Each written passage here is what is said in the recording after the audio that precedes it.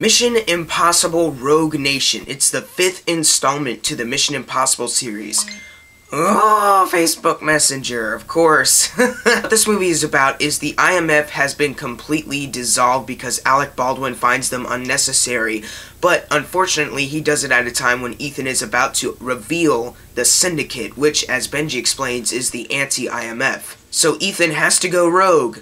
Again. Now, I was really pumped for this movie. If you have not been paying attention to my channel, I've been reviewing all the Mission Impossible movies in anticipation for this one, and I saw the tomato meter at like a week ago, and it was in the 90s, and I was so pumped, and the action scenes that looked incredible in the trailers, I was so pumped for this movie. I was ready for it, even though it was from the director of Jack Reacher. I didn't hate that movie. I think it's kind of underrated, but it wasn't a perfect movie. So here we are, Mission Impossible Rogue Nation. How was it?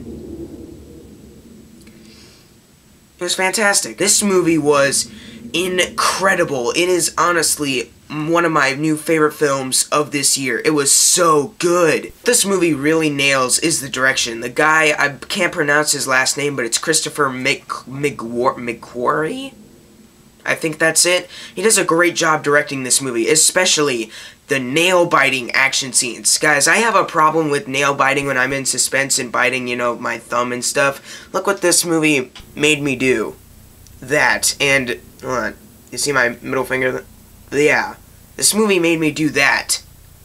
Thanks. I'm kidding you not. I was in suspense whenever something was happening on screen, especially one scene where Ethan Hunt has to go underwater for like a limited amount of time and he's running out of oxygen while doing it. That scene was so tense, and the plane scene we've all seen in the trailer looked really good. It wasn't as long as I thought it was going to be, but it was still pretty good. I thought it was going to be like this huge action scene of Ethan Hunt just dangling to the side or something, but it was like 30 seconds. But that's okay, it still looked good. And the motorcycle scene that you've seen in the trailer where he's on the motorcycle and there's an explosion and a guy flipping over.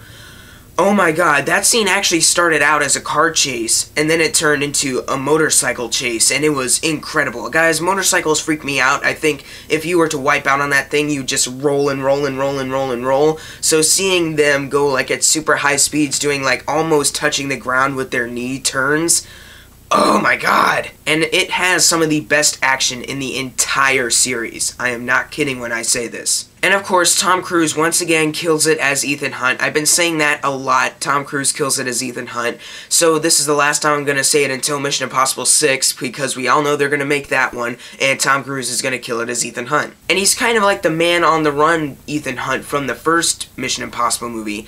And I really like that because it adds to more suspense that he can't be caught. Because the CIA will try to stop him from revealing the Syndicate, and he needs to reveal the Syndicate. So that adds a lot of suspense too. And that's another thing this movie nails so well, not just with the action scenes, but with the characters. The suspense works. And there's actually like the female Ethan Hunt in this movie, played by Rebecca Ferguson, who is in the Dwayne Johnson Hercules movie. She was actually incredible in this movie. The way she kind of bounces off Ethan Hunt and the way he bounces off her in a way was really good. Their chemistry was so good. And I can't wait to see her in more things, because we have to see her in more things. She's like a really good actress. I couldn't really tell in that Hercules movie with The Rock because that was not good. But in this movie, because it was so good, I was able to tell how good she was, so yay! And of course, Simon Pegg brings a bright spot to this movie, and he was hilarious in this movie once again.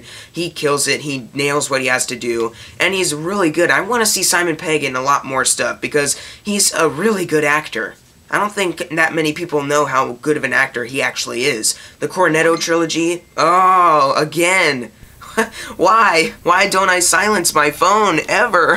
I'm gonna silence it right now. But yeah, Simon Pegg is a really good actor, and someone else who brings a bright spot to this movie is Ving Rhames as Luther Stickle. He is really good in this movie. And he didn't have the most humor in the movie, but he had a couple spots of humor that were still pretty funny. I love that they give Luther Stickle a comedy, because if he's just a bland guy like in Mission Impossible 2, then it sucks. Jeremy Renner as William Brandt, he was good once again. He was more by the books in Ghost Protocol, and he's kind of the same in Rogue Nation.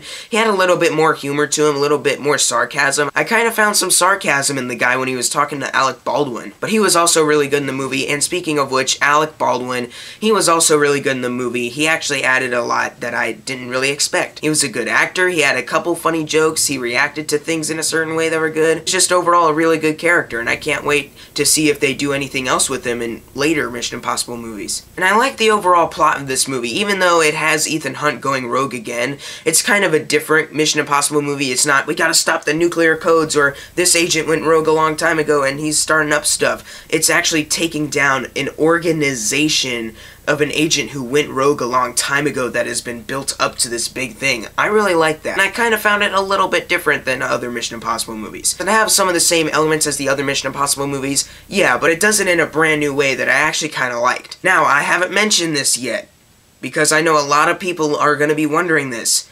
As you know, Mission Impossible has some problems with their villains.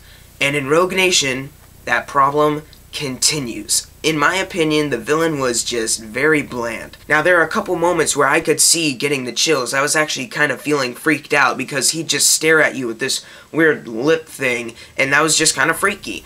But they waste that potential so much. Like, he's not in the movie that much at all, so we barely get to see. So how can I remember him as this memorable villain when he's barely in the movie, and he doesn't even really get a chance to shine? He doesn't get a chance to shine at all. What does he do? He kills 2 people.